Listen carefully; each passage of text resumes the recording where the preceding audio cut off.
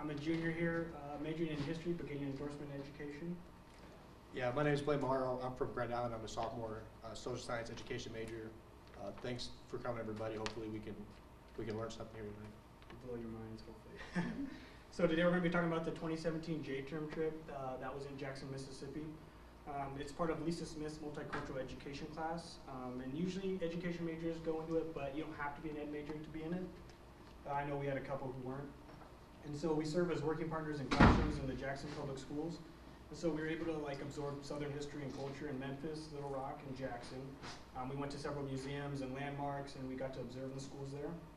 This experience allowed us to gain a lot of new perspectives on the differences and similarities on the education system in a very different part of the country. So today we're going to share just kind of like a brief overview of our experience on this eye-opening J-term trip, and we want to highlight some of our big takeaways from this experience, like the unique educational culture, the differences in opportunity for students in Jackson, and just show how this has helped us learn as future educators. And we're not super formal or anything, so if anyone has a question, just feel free to raise your hand and just interrupt and stuff like that, because we want this to be kind of conversation based. Yeah, if something doesn't make sense, just totally ask us and we'll try to feel free. So for the first part of it is going to be the sites. There's 3 states that we went to: Arkansas, Tennessee, and Mississippi. So we started out with Arkansas. We left Hastings College actually a day earlier than we were supposed to because there was an ice storm, and so we wanted to kind of get ahead of that for traffic reasons. And so everyone was freezing here in Nebraska. We were soaking up some sun down south. So our first place we stopped in was Conway, Arkansas.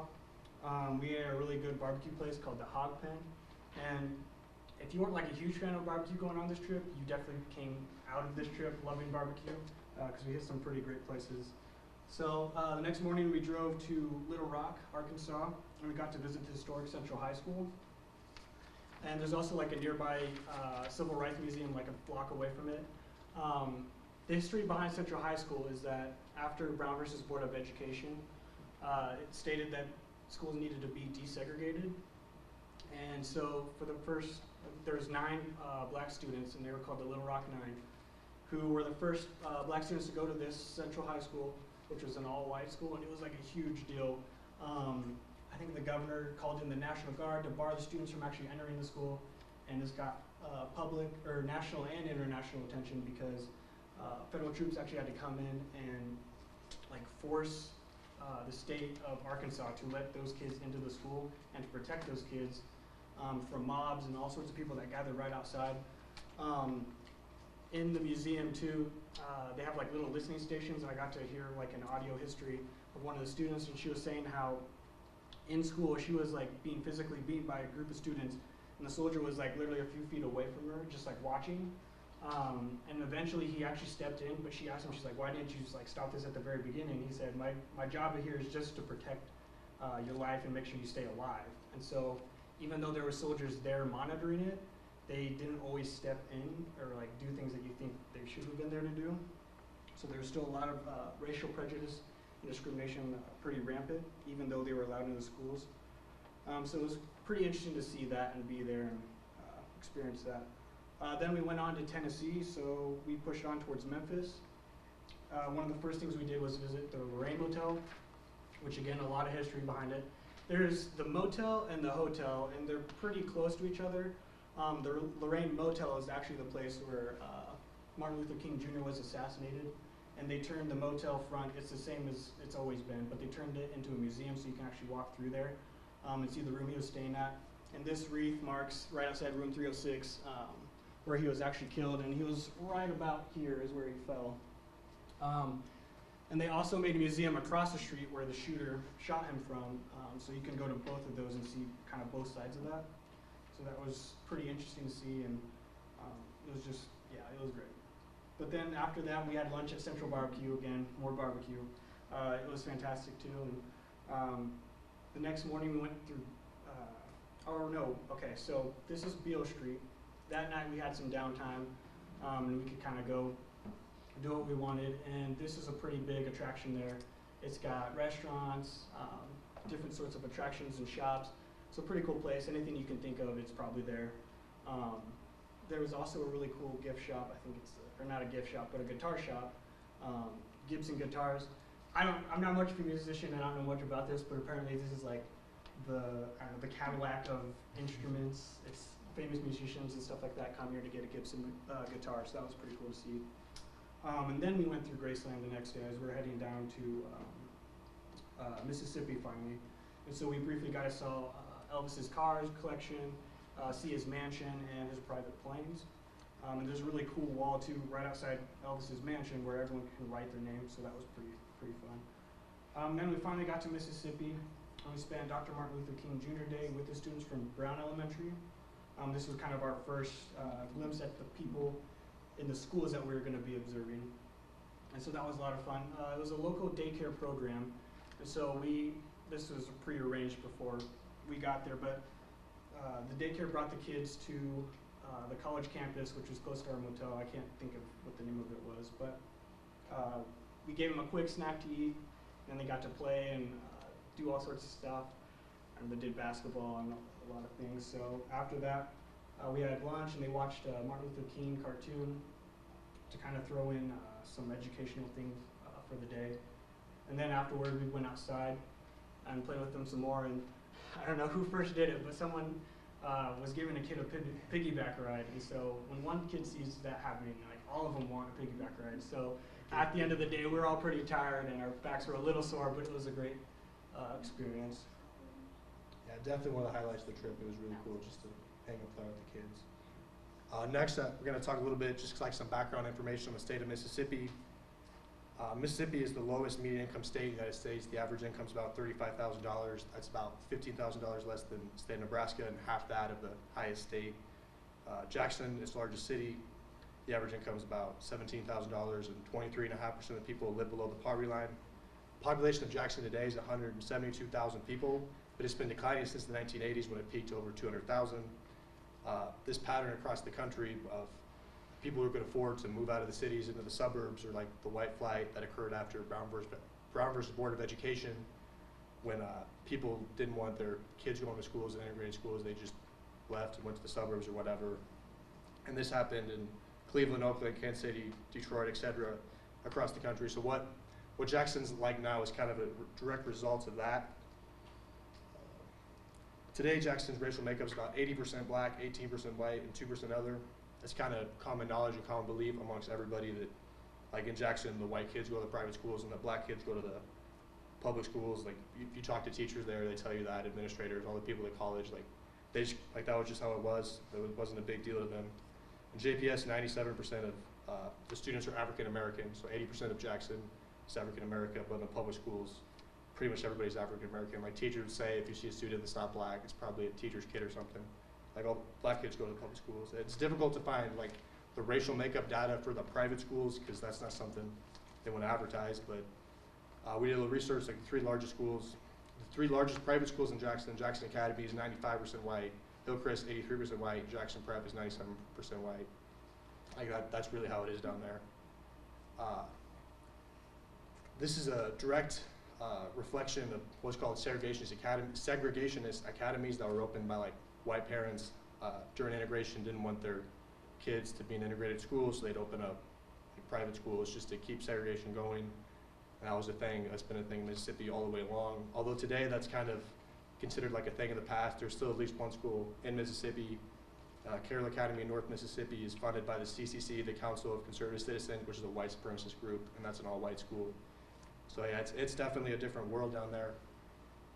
And like what you see in Jackson is a result of like our nation's terrible racial history. Like that's how it is. That's a fact. So kind of like in the Department of Education for Mississippi, their grading system and everything is based on standardized tests. So these standardized tests are given to kids at 3rd grade, and by what they get on that test in 3rd grade kind of determines where the rest of their future will go.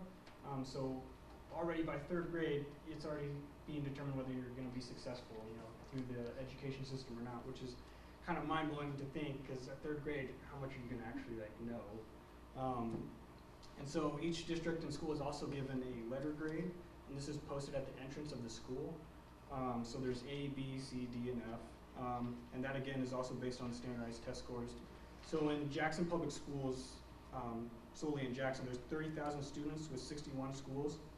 4 of those are A schools, including Bailey and Power APAC, which is the middle school we went to. And Power APAC is like a separate school, but it's kind of connected with Bailey.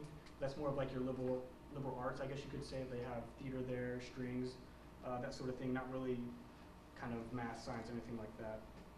And then there's 5 B schools, 7 C schools, 29 D schools, and 21 F schools. The graduation rate is around 68%, which is one of the lowest in the state. The state average is 80%. And the students are all really well aware of like the grade that their school has. And like, when you talk to the students, like when they tell you like we go to an A school and like that was a big deal, but like they all know they're in a failing district, and all the high schools are either a D or an F. Like every kid knows they go to a failing high school in Jackson, Mississippi. Like that's just the way the system works. And all the test scores are also kind of displayed in it's the easy first thing you view see, when you yeah. walk in. And so there's some more data on the entire state of Mississippi. So in the entire state, there's 38 elementary schools. 3 of them are A schools, 4B, 7C, 17D, and 7F. Out of the 13 middle schools, there's 1A, 1B, 1D, and 10 Fs. And there's 7 high schools, 3 of them are D and 4 Fs, so no A or Bs there. And kind of the interesting and scary things about Mississippi is kind of like political and race culture. While we were there, some of the guys were going to go to a grocery store, Walgreens or something, Walmart, and they were looking on their phone for directions to get there. And On Martin Luther King Day. Yes, so you know how you see right here how it says, you know, the business hours may be affected It's like, by so it's Easter, like and it's Easter. I'm trying to go to Walgreens and put that on my phone, and it would say like hours may vary due to Easter holiday on Martin Luther King Day. That's what it said in Jackson, Mississippi, Robert Lee's birthday. So on Martin Luther King Day, it was also saying it was Robert E. Lee's birthday, and so this was just like a real surprise. We're like, wait a minute, hold up, that's not right, is it? Yeah. Robert Lee's birthday is on January 19th, and it's kind so of they they dug in a bit more, because it seemed a little disrespectful and wrong that they'd both be put on the same day. And so since Robert E. Lee's birthday is on the 19th, they found that there's some southern states that have certain regulations that make Robert E. Lee Day fall on Martin Luther King Day on certain years. So it's not every year, but it does happen. And that's not the only thing, but in other places like Biloxi, Mississippi, which is the home of Jefferson Davis Museum, they're calling Martin Luther King Day Great American Day. And this was also kind of like a thing of discussion that you could actually talk with the students in the schools because they knew about it, but this is the first time we'd ever heard about it. Yeah, on Martin Luther King Day, the middle school kids are like talking about it. Like I'd never heard of something like that. They just, it was crazy. Well, and in the schools we're in, since they're public schools, they're mostly black schools, like the kids will probably think of it as Martin Luther King Day. I don't know what it would have been like in private schools, but I'm assuming it might be the same, might be different, don't really know. But we also kind of heard about and looked up things about the Mississippi governor, which is Phil Bryant, because there's a lot of political stuff that's going on there too that doesn't seem like what we quite agree with. He declared April to be Confederate History Month, and he's a big supporter of Robert E. Lee Day in Mississippi. And I don't want to get like super political here or anything like that, but it almost seemed like he could be really single-minded on certain issues. And so he's been quoted saying that he'd rather be crucified than change his stance on things. So I mean, that's kind of extreme. So we kind of came to realize that the people in power in Mississippi have completely different views than what we're used to. So the differences in the education culture. So what we're used to being taught in our classes here and stuff like that is to kind of know your students, build relationships. Want to do this part next? We'll just do this part next. I got it. Okay. Yeah, so just like the schools, so we got there, and like the reason we're there was to like observe how the classes work and learn about the education system and things like that. The elementary education people went to Brown Elementary, and then we went to Bailey Middle School, and some people went to Morrow High School and observed. Here's kind of some pictures of kind of a visual representation of what it was like. Most of those pictures are like elementary school, just because our photographer went in with the elementary teacher. Yeah, but this is Bailey Middle School. This is the school me and Chandler went to, and it was a pretty eye-opening experience. Miss Lisa didn't really like prep us on what to expect when we got into the school. She kind of just said like, hey, be ready for it, like be engaged, be ready to learn, and help the kids learn, and just kind of be engaged, you know. And she didn't really tell us what to expect with all the things against kids in Mississippi and all the things in the system that's structured against them. I didn't really know what to expect myself. I thought maybe, you know, I sure wouldn't be surprised if like a kid might be disrespectful, like a little bit like that, talk back to the teacher. Like, Like that's what you generally see in like places when the system is set up against the kids, you know. Maybe that was kind of my expectation, but I didn't really know. What we saw in Bailey Middle School was nothing like that, and it blew my mind. It was a pretty unforgettable experience. Structurally, the school, like everyone was saying, it's kind of an old building, looks like a prison or whatever, but it was just a really old school. But when we walked around in the school, like you won't see a structured school like that in Nebraska. There was just like kind of pipes leaking everywhere, and you could see through the ceiling. Just a really outdated building, and that's a result of the funding and all that. But the kids, in terms of like behavior and stuff, it really blew our minds. Like there was no behavior issues at all. Like the kids were the most engaged, well-behaved, on-task kids you could imagine. For middle school kids, kind of just out of this world. And I thought that was really cool when I first started observing that. And I started to kind of notice that in the class I was observing, the kids were all also very, very intelligent, and they all kind of seemed to be on the same level. Like the teacher wasn't having to, like our middle school experience, generally you have to kind of teach every kid a little bit differently. Every kid has different needs. Didn't really see that in this school, and it was, that was kind of crazy when we saw that. So then when the kids would introduce themselves, like I'd say my name and like why I'm here, like the kids would stand up and say like my name's so and so and I do this, you know, just like introduce themselves to me.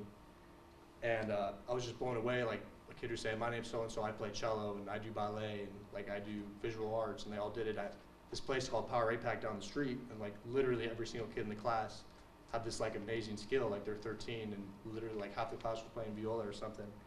I thought that was nuts. I couldn't believe that. And so then when I kind of got to talk to them and observe them in the class, and they were doing like an activity with the Constitution. They'd have just one section of the Constitution, and they'd make a poster of it and kind of write down the original text and then put it in their own words and make a picture, kind of just an activity like that. But there's a really hard section of the Constitution, like the Section 6, which I remember just learning like last year in a college class, and it was kind of like, at first glance, it was kind of hard for me to understand. It's like high level thinking and kind of that old language, and the kids just kind of blew through it. It was easy for them, and one kid just raised his hand and asked what a word meant, and then I just kind of explained it to him and he got it. I was like, I couldn't just believe how intelligent the kids were. Then when I kind of sat down with them at lunch and started just talk to them about like, hey, like how do you like your school? Like this is a really cool place. Like I'm amazed you guys can all play viola. That's so cool. And they understood. They really liked their school. They knew it was a good school. They talked about how like, yeah, this is one of the A schools, and they understood how that system worked. And I asked them like, where do you guys all learn these skills that you have? Like that's crazy that you're 13, you can play viola. I hope you guys know how cool that is. Like most kids can't do that. And they told me about the Power APAC school and how it worked. And they said in 3rd grade, everybody takes the standardized tests and stuff, and if you do well on the standardized test, then you get a chance to apply, if you qualify academically, to go to the Power APAC Academy. And then once you're into that, you can take a bunch of, if you qualify for the fine arts programs, and they said you just want to apply for as many as you can, like maybe you apply for dance, music, etc. And if you get in, then you go to Power APAC, and then you practice your fine art skill for an hour a day. So you get really, really, really good at it, you know, doing it for an hour a day. And so then I decided how to go check out Power APAC. We went and looked at it, and it was amazing. We talked to the principal, Dr. Martin, and she told us it was like a nationally renowned fine art school, which is amazing in a place like Jackson, Mississippi, how well these kids were doing, and it kind of just blew our minds. And then when we were talking to the kids about like how they saw their school, you could definitely tell there was something very significant about, like they knew they went to an A school, and they had a lot of pride in that. So then kind of as that went on, we kind of thought, man, we got to see some of the other schools. Like what's Jackson like for the kids that can't qualify to get into Power APAC and Bailey Middle School and schools like that. So we kind of, here's like some of the high school orchestra, and they were amazing. They were better than anybody ever heard, because they get to do an hour a day. They're really, really good at it. Quick interesting story on the strings, because we were both sitting in on the strings for, it wasn't like a large amount of time, but we got to see it for a bit. They had a lot of violins and violas, and there was one girl who played the cello. And so it sounds really great. And they call it strings because it's not a full orchestra. They don't have all the instruments to call it an orchestra. But when it came for like the cello section, she's the only one playing it, but it was like phenomenal. You wouldn't even realize that there wasn't like a whole section of cello. So that was just really interesting to see. Yeah, it's amazing how talented they were and how high of a level they were at. So then we decided at the end of the week, like we got to see what's Jackson like for the kids that don't get the chance in the 3rd grade to qualify for these schools. And like we kind of just called some middle schools up and at 4:30 and nobody answers. We just kind of showed up and tried to walk in, and they ended up letting us in. This was Witten Middle School. We kind of asked teachers along the way, like, what's some of the schools on the opposite side of the spectrum, like what are some of the F schools? And this was one that came up again and again. We wanted to check it out. Ended up not working out. We went and kind of talked to the principal, and she was a really like gracious lady, like, yeah, that's cool. I wish you guys could come back another time, but it's not going to work today because like it's raining today, and like the cafeteria floods when it rains, and they had a bunch of stuff going on with the state being there. But she was really gracious about it, but we just weren't allowed to do that. But she recommended another school that we could go to, which was People's Middle School. And we went and checked out People's Middle School, and I think kind of the big takeaway we saw there is that we went and observed like a 6th grade classroom. The principal, once we kind of asked him if we could do it, and again, they just let us do it, which is another thing that's different. If you went to, you know, Hastings High or Grand Island Senior High, and you're saying, I'm a college kid from 100 miles away, can I come, like, watch your teachers teach? Like, that'd be a safety thing. They wouldn't let you do it, but they just kind of let us go in. And then I observed a 6th grade classroom, and he kind of just took me to his best teacher, you know, because that's the way he wants to portray his school. And I was just really impressed. Like, it was the 6th grade classroom was not so different what you'd see from like any school here, and the kids were very engaged. The teacher was really good. There was no like major discipline issues. So I was like, okay, so it really isn't that different. And then the next class I went to was a 7th grade classroom, and then you can kind of start to see it was a 90-minute class, and in the beginning of the class, the kids were pretty well behaved, and the teacher never had to really yell at them too much. But when they would act out a little bit, the teacher had like a notepad, and on the notepad she had written down like all the students' name and then like the parents' phone number, and she would just like scream at the students, like that was the form of classroom management, and like threaten to call their parents, things like that. That was kind of unique. But kind of as the class went on, maybe like the last third of the class, it was kind of just, I think the kids were kind of just like acting out and stuff, and then rather than like what we might be used to, like the teacher would just kind of scream at the kids, like that was the culture we saw there. But for the most part, like we talked to the principal of that school, and he was a really inspiring educator. He was talking about kind of as we were leaving the building, just like looking out, like, hey, look at this neighborhood, like look at this area code, like these kids aren't supposed to be successful, like these kids are told they're not going to be successful, but like we believe they can make it, like we're doing all these things to help them. Like a math teacher was walking by, and he was saying like this guy's an algebra teacher, and last year we had 10 kids in advanced algebra, now we got 20, and he says they're the smartest kids, and it was really inspiring. He was doing a lot of really great things. We kind of left that building with a bunch of hope, and it was a really cool experience. And then the next building we went to was I guess another picture of it was Forest High School, and it would be the high school that these two middle schools feed into. And for all like the hope that we saw in a place like People's Middle School, when you could see that these kids had a lot against them, it's kind of hard to put into words, but at Forest High School, there was no hope. It kind of felt like when you just walked in that everybody kind of just given up. We ended up kind of getting a tour of the school with the AD, and the AD walked us around the school, and like you'd expect a high school to be loud in a passing period, but it was beyond loud. It was very disorganized.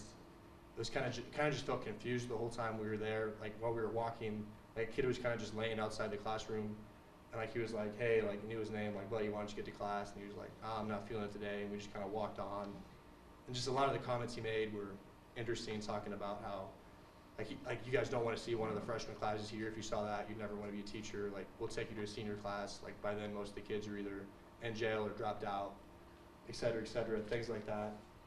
And we did observe a class, like the kids in these neighborhoods at like the 6th grade schools, like at the middle school, they were really intelligent. Like they were just like what you see in any school here. Like everything seemed to be on par. The kids were very well behaved. By the time these kids got to 9th grade, it was kind of like they'd never been in a school before. And it's not that the kids aren't intelligent. You can clearly, like, we could see in the middle school, they knew what was going on, but just something between there and the 9th grade, like the system had failed them. Like I remember the teacher gave them a quiz and like ran through the Scantron and was reading the results. And one thing that he was talking about was like they all missed a question, like you guys all said Benedict Arnold was a German spy, like on a true or false question. Like, come on guys, you should know that. And just, it's kind of hard to explain if you weren't there, but. And it wasn't that like the staff was like overly pessimistic. It wasn't that the staff had a bad attitude and didn't want the kids to be successful. It was just like something about the system. By the time the kids got there, like they were so far behind it didn't matter. Like the teacher just wanted to get the kids from class to class and teach them to show up on time, and that was it. And when we observed those kids at BLAINE Middle School, like they were above any middle school I've ever seen in my life. Like I guarantee all those kids would have no trouble going to college It was amazing. And I can't imagine if I would have went to Forest High School how I'd be able to gain the skills to go to college. Just the difference in ability, is the difference in where the students are at through no fault of their own was like really incredible and eye-opening. And for as good as we felt going through a lot of the schools, I kind of left Forest High School like really kind of depressed is how it was. It was a very different place. Here's kind of some statistics comparing Jackson to Hastings.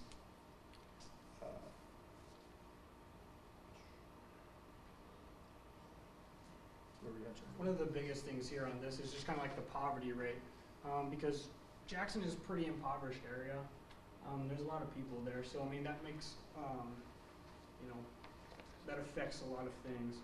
We only got like 5 minutes.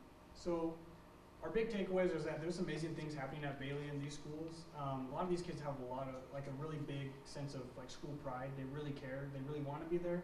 And some of it's because at Bailey, because it's a magnet school, so there's only a select few that can go there, and if you don't make the cut, like you get kicked out. But it helps them. It's like a challenge for them. They try even harder, and it's a great culture. And then when you're at like a place like Power APAC, it just seems like you're in a room full of prodigies. So they're doing a lot of stuff right.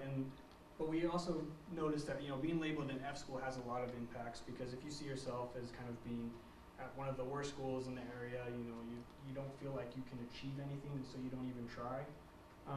We also saw that like schools and their districts, they're not like made out of cookie cutters. For every single school you go to, there's like a different, unique community and culture that they have there, and you can't actually realize fully what's happening unless you're like boots on the ground in the midst of it, actually seeing what's going on. And you also see kind of how immensely complex it is. It's not something as simple as racism is the issue or lack of funding is the issue. It's so many different levels that need to be addressed in order to make the whole thing work. We also just saw that not every American has the same opportunities. It really does depend on where you grow up, your family life, stuff like that. Education is a big part of that, because education can really make you achieve higher things. And so we feel like it's really important that if you make the education there like important to these kids, and they realize what they can do with it, I mean, they can go a long way. And we don't want to just like make it feel like we're bashing on Jackson Public Schools or anything like that. But the economy and social atmosphere is very different, but that doesn't just mean that our students are better than Mississippi students or anything like that. And kids are kids no matter where you go, and they just thrive on opportunity that are given to them. We definitely met a lot of amazing educators, like one teacher that was going to law school and decided like she changed her mind. She wanted to go teach to help kids. Like a lot of the attitudes that you saw out of these teachers were really amazing. There's a lot of teachers who were involved in like Teach for America that maybe were going to do it for a year or two to pay off their college, and 20 years later they're still doing it because they were passionate about it. They wanted to help people. Met one guy who, like after Hurricane Katrina, after a big migration from like people who were in that situation, ended up in Jackson. They needed like a bunch of teachers, and he was a guy who was like kind of a young guy who was retired, and he just went to help out for a few years, and he's still doing it. There's definitely a lot of really positive things that people who really care. Just overall, there's a lot of things in the system that's just not working for people in Jackson. So we'll kind of also put a shameless plug in here that if you haven't taken Lisa Smith's multicultural class, you should definitely check it out. It like helps you grow as an individual as well, not just seeing a new opportunity or getting to see these sites down in the south. So if there's any questions, fire away. I think we managed to get it on time. I have a question. So you talked about you went to the one middle school, but you couldn't get in. It was an F school, but the principal referred you guys to another school. Was that also? I missed. It was also an F school. All the other schools that we went to were the quote unquote F schools. Yeah. Mm-hmm. And that was you, Taylor, and Stephen, wasn't it? Yep. We kind of just decided we want to check out those schools on the last day, and it kind of just let us in. It was because the schools that we were at, Murrah High School, Bailey Middle School, and Brown Elementary, they're kind of the A and B schools of the area, and so a couple of the guys wanted to see what the D and F schools really looked like, because we're kind of seeing the best of the best, so they wanted the other side of it as well. Anything else? thanks a lot, everybody, for coming. Really appreciate you guys coming out.